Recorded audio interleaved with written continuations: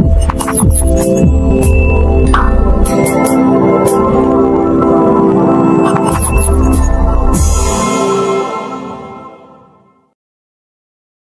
Friends, welcome to K drama కథలు. అందరు ఎలా ఉన్నారండి? ఇవాళ మన ఛానల్లో ఎక్స్ప్లెయిన్ చేయబోతున్న కథ బియాండ్ ఈవిల్ అని 2021లో వచ్చిన కొరియన్ డ్రామా నుంచి ఎపిసోడ్ నంబర్ 13. నేను ఫస్ట్ 12 ఎపిసోడ్ ఎక్స్ప్లెనేషన్ లింక్స్ డిస్క్రిప్షన్లో పెట్టాను. అది ముందు చూసి ఈ వీడియో చూడండి, అప్పుడు మీకు స్టోరీ బాగా అర్థమవుతుంది.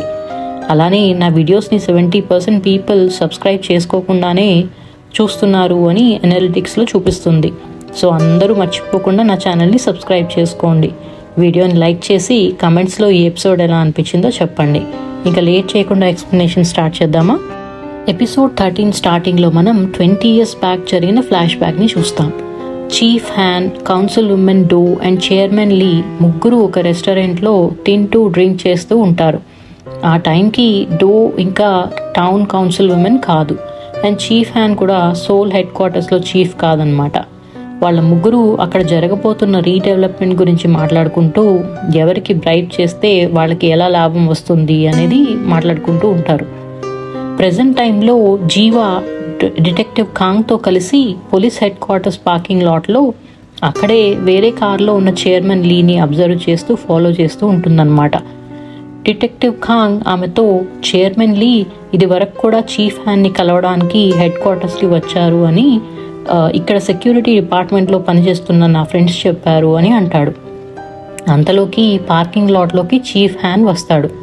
అక్కడున్న కొంతమంది అతన్ని కమిషనర్ జనరల్గా నామినేట్ అయినందుకు కంగ్రాచులేట్ చేసి వెళ్ళిపోతారు.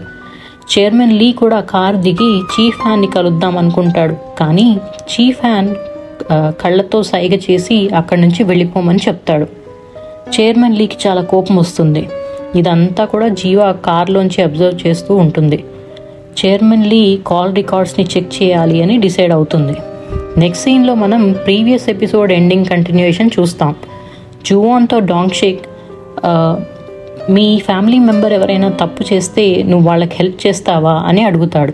జువాన్ కన్ఫ్యూజ్డ్గా ఏం మాట్లాడుతున్నావు అని అంటాడు. తర్వాత న్యూస్ చూడటం అంతా అయ్యాక డాంగ్ షేక్ జుంగ్జేతో మాట్లాడిన విషయం చెప్తూ, జుంగ్జే కార్ యాక్సిడెంట్ చేసినప్పుడు యూయాన్ ఆల్రెడీ రోడ్డు మీద పడిపోయి ఉందంట. అంటే ఫారెన్సిక్ ఆఫీసర్ చెప్పిన దాన్ని బట్టి ఆమెను ఆల్రెడీ ఎవరో కార్తో యాక్సిడెంట్ చేసి అక్కడ వదిలేసి వెళ్ళి ఉంటారు అని అంటాడు. మళ్ళీ మనకి డాంగ్ షిక్ అండ్ జుంగ్జే బేస్మెంట్లో జరిగిన కాన్వర్జేషన్ ఫ్లాషెస్ని చూపిస్తారు. అందులో జుంగ్జే, నేను రోడ్ మీద పడి ఉన్న యూయాన్ని కార్తో యాక్సిడెంట్ చేసి చంపేశాను అని చెప్పినప్పుడు డాంగ్ షిక్ అతనితో, నువ్వు ఒక్కడివే ఆమెను చంపలేదు, ఇంకెవరో కూడా ఆమెను చంపి ఉంటారు అని అంటాడు. అంతలో అతనికి జీవా కాల్ చేసి చైర్మన్ లీని ఫాలో చేసిన సంగతి, అలానే అతను చీఫ్ హ్యాన్ని కలవడానికి ట్రై చేస్తున్న సంగతి అన్నిటి గురించి డీటెయిల్స్ చెప్తుంది. And chairman Lee call records check చేస్తే అతను లాస్ట్ 4 daysలో చీఫ్ హ్యాన్కి 16 times కాల్ చేశాడు, కానీ చీఫ్ హ్యాన్ ఒక్కసారి కూడా అతన్ని కాల్స్ని ఆన్సర్ చేయలేదు అని అంటుంది. అది విని డాంగ్ షేక్ అక్కడున్న జుంగ్జేతో, మీ మదర్ చైర్మన్ లీకి యూయాన్ మిస్ అయిన తర్వాత ప్రాపర్టీని ఎందుకు ఇచ్చేసింది అని అడిగి, నేను ఎలా అయినా యూయాన్ కిల్లర్ని పట్టుకుంటాను అని అంటాడు.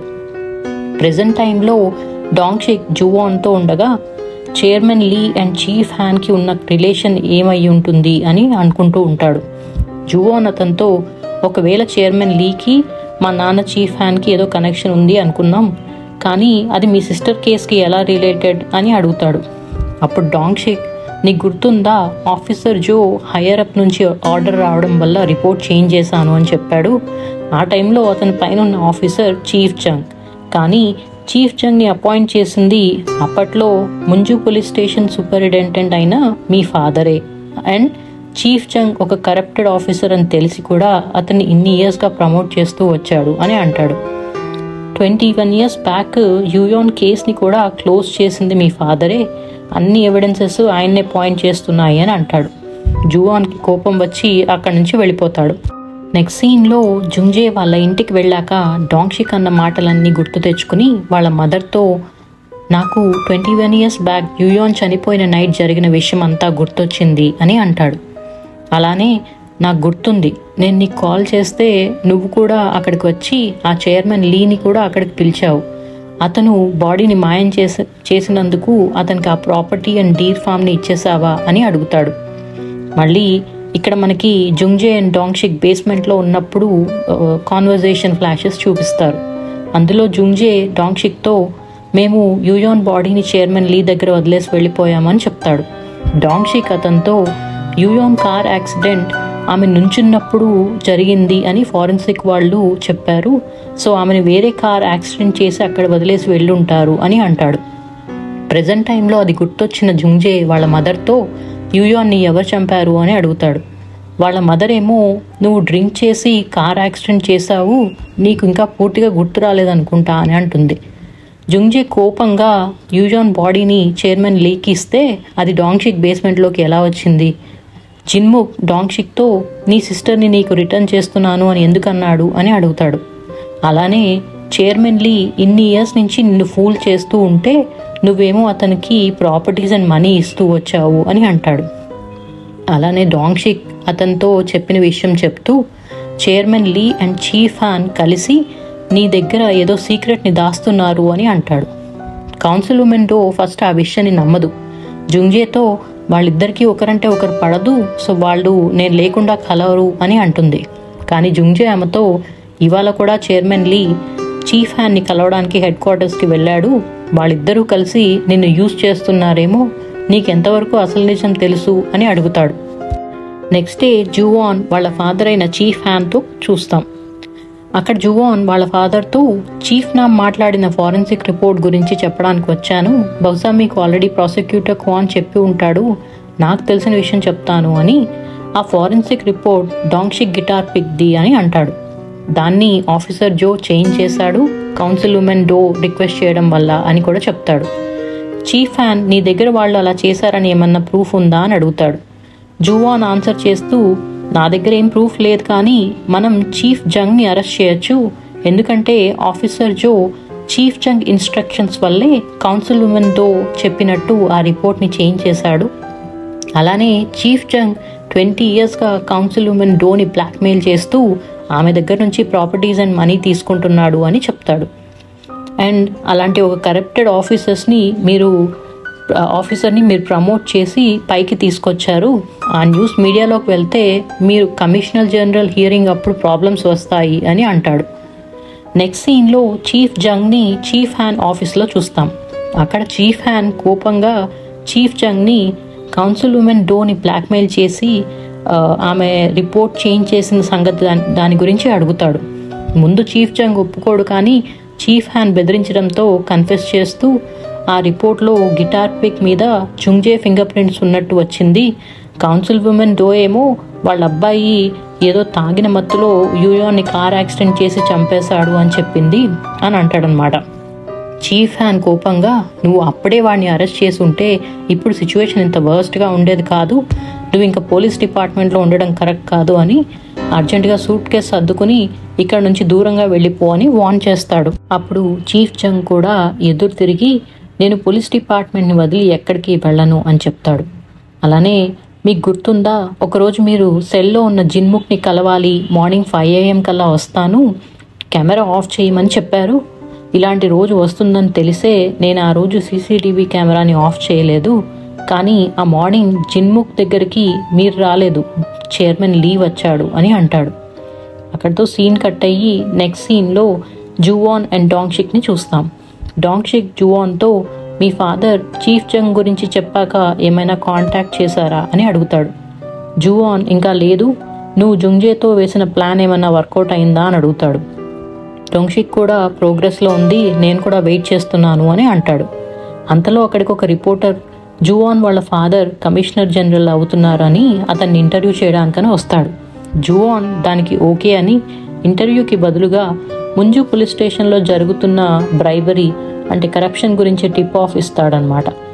అదే టైంలో డాంగ్షిక్కి చీఫ్ హ్యాన్ ఆఫీస్ నుంచి కాల్ వస్తుంది. నెక్స్ట్ సీన్లో డాంగ్షిక్ని చీఫ్ హ్యాన్ ఆఫీస్లో చూస్తాం. అక్కడ చీఫ్ హ్యాన్ డాంగ్షిక్కి సోల్లో ఉన్న జనరల్ ఇన్వెస్టిగేషన్ యూనిట్లో జాబ్ ఆఫర్ చేస్తాడు. డాంగ్షిక్ ఆ ఆఫర్ని యాక్సెప్ట్ చేశాడా లేదా అనేది మనకి ముందు తెలుస్తుంది. నెక్స్ట్ 1 వీక్ తర్వాత సీన్ చూస్తాం. చీఫ్ హ్యాన్ పోలీస్ కమిషనర్ జనరల్ అవ్వడానికి హీరింగ్ జరుగుతున్న రోజు అది. అందరూ ఆ హీరింగ్ వినడానికని టీవీని చూస్తూ ఉంటారు. అంటే అది లైవ్ టెలికాస్ట్ అవుతుందన్నమాట. జూవాన్ కూడా ఆ హీరింగ్ జరుగుతున్న ప్లేస్కి ప్రాసిక్యూటర్ క్వాన్ ఇన్విటేషన్ వల్ల వచ్చి లోపల కూర్చుంటాడు. అక్కడ చీఫ్ హ్యాన్ని హీరింగ్ ద్వారా క్వశ్చన్స్ అడుగుతూ ఉంటారు. అక్కడ ఉన్న కొంతమంది ఆఫీసర్స్ చీఫ్ జంగ్ గురించి వచ్చిన బ్రైబరీకి సంబంధించిన ఆర్టికల్స్ గురించి క్వశ్చన్ చేస్తూ, అతను మీకు క్లోజ్ ఫ్రెండ్ కదా, సో అతని క్రైమ్స్ని మీరు కవర్ చేశారా అని అడుగుతారు. చీఫ్ హ్యాన్ చాలా పొలైట్ అండ్ కామ్గా ఆ ఆర్టికల్స్ అన్నీ ఫాల్స్ రూమర్స్ అని ఆన్సర్ చేస్తాడు.